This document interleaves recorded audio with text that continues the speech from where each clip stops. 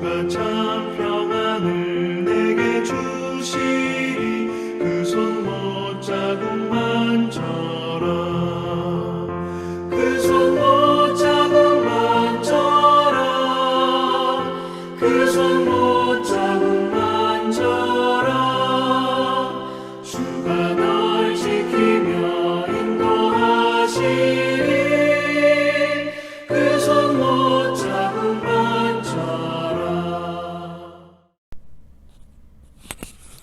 1월 17일 화요일 새벽입니다. 오늘도 새벽을 깨우며 기도하실 때 하나님께서 아침에 주시는 특별한 은혜로 함께 하시기를 기원합니다.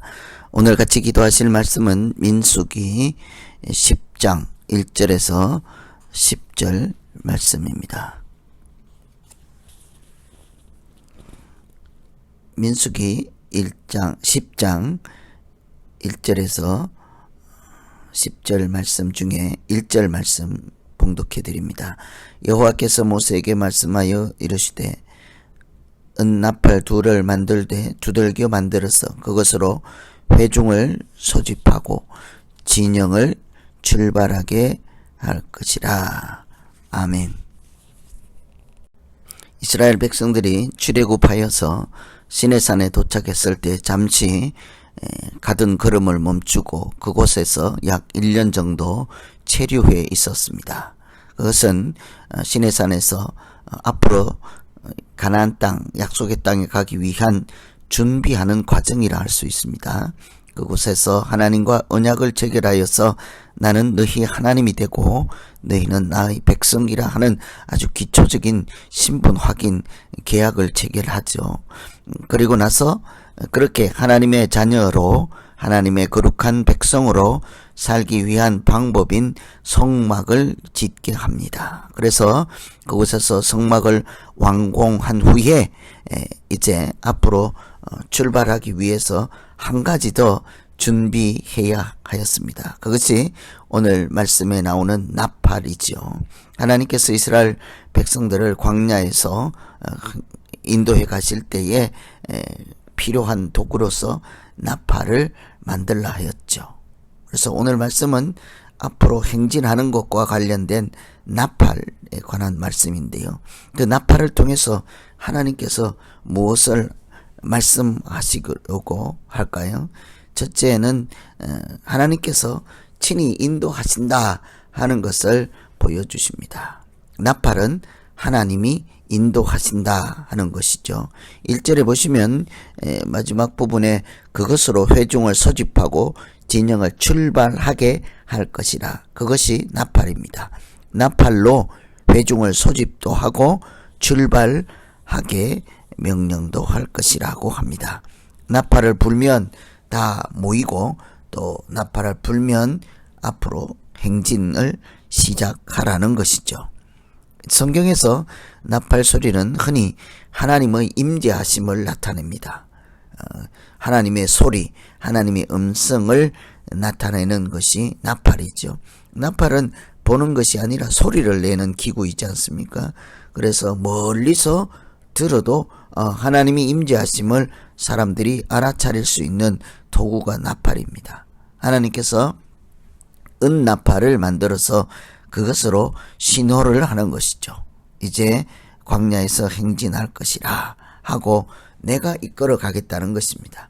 하나님이 스스로 너희를 인도해 갈 것이니 이제 모이라 가자 하는 것이 나팔입니다. 그러니 나팔은 하나님 자신의 의지의 표현이요, 명령의 표현이요, 함께 하시는 표현인 것입니다. 하나님께서 실제로 이스라엘의 목자이지 않습니까? 인도자가 되어 주신다는 말씀이죠. 흔히 성경에 법궤가 등장하면 하나님이 함께 하시고 하나님이 인도하신다 해서 행진할 때 항상 법궤를 중심으로 이동을 하게 되죠.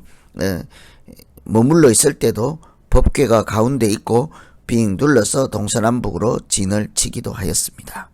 그러니 법궤가 있는 곳에 항상 또 나팔이 함께 가기도 하죠. 불기둥과 구름기둥도 하나님의 인도하심을 나타내는 증거이지 않겠습니까? 그처럼 법궤나 불기둥 구름 기둥과 같이 반드시 함께 등장하는 것이 나팔 소리였습니다. 그래서 나팔은 하나님께서 전쟁터에도 나타나고 마지막 날 심판 때에도 등장하는 것이 나팔이죠. 하나님 자신의 표현입니다. 그래서 이 나팔을 통해 하나님이 인도하신다 하는 것을 소리로 듣게 하시고 하나님이 친히 인도하시겠다는 약속의 말씀입니다. 그래서 오늘 우리가 늘 세상을 살면서도 하나님의 나팔 소리를 듣고 살아가는 우리 모두 되기를 기원합니다. 이 두 번째는요, 이 나팔 소리를 통해서 하나님이 의미하는 것은 하나님께서 기억하시겠다는 약속이 나팔이었습니다. 9절에 보시면 나팔을 크게 불지니 그리하면 너희 하나님 여호와가 너희를 기억하고 너희를 너희의 대적에게서 구원하시리라. 나팔을 불면 그 소리를 듣는 사람은 누구예요? 백성들이죠. 백성들이 나팔 소리를 듣고 하나님이 오신다, 하나님이 가라 하신다 하고 그 나팔 소리에 따라 움직이죠. 행동하는 것은 나팔 소리에 따라 행동하는 것은 백성들입니다. 하나님의 자녀들이죠. 그런데 하나님도 그 나팔 소리를 듣고 하시겠다고요. 무슨 일을 하시겠다고 하시는가 하면 나팔을 불면 하나님께서 그 백성들을 기억하시고 구원하시겠다는 거예요. 그래서 나팔 소리는 하나님이 기억하신다는 뜻이고 하나님이 구원하시겠다는 뜻입니다.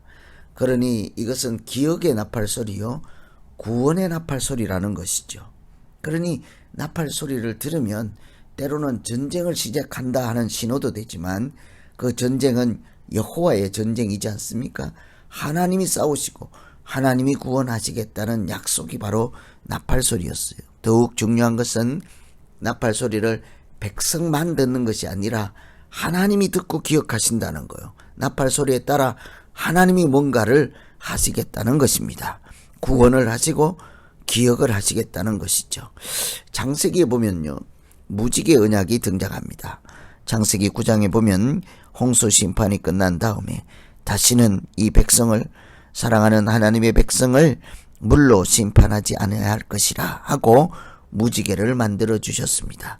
그리고 그것이 언약의 증거라 했죠. 다시는 물로 심판하지 않겠다 하는 하나님의 약속의 증거가 무지개였습니다.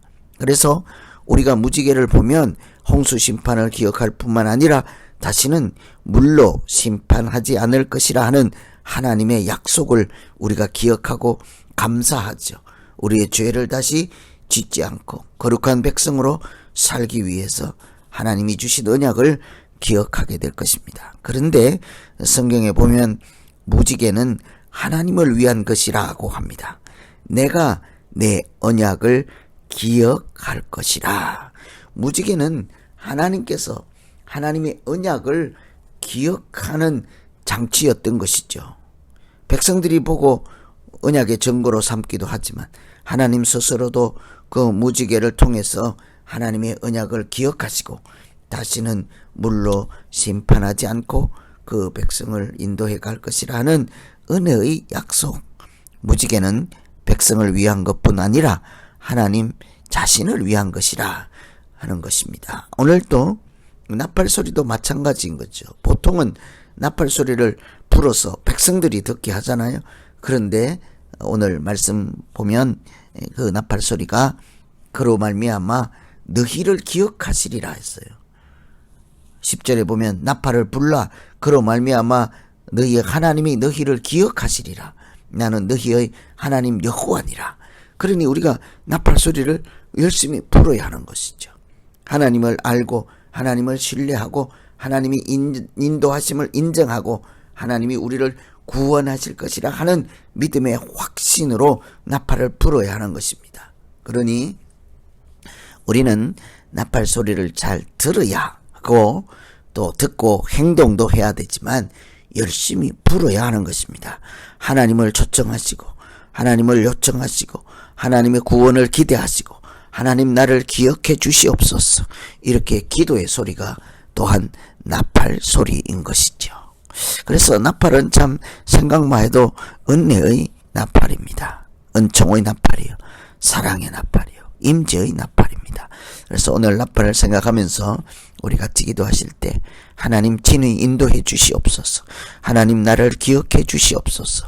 우리 이렇게 각자 자기를 위해서 한번 기도하겠습니다. 하나님 아버지, 오늘도 우리에게 나팔을 주셔서 그것을 힘차게 불어 하나님을 찾게 하시고 하나님의 구원을 기대하시고 하나님 우리와 함께 하심을 감사하며 살아가는 날 되게 하여 주시옵소서.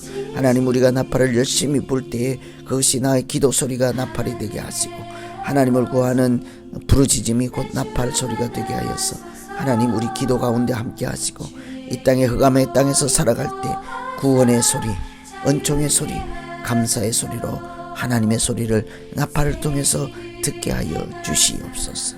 오늘 하루 하나님과 동행하고 하나님이 친히 인도하실 때 그 우리의 발걸음을 인도하시고 발걸음을 지켜주시는 하나님과 동행하는 날 되게 하시고 혼자서 외롭게 살아가는 날 되지 않도록 주여 은혜를 베풀어 주시옵소서. 예수님 이름으로 기도하옵나이다. 아멘.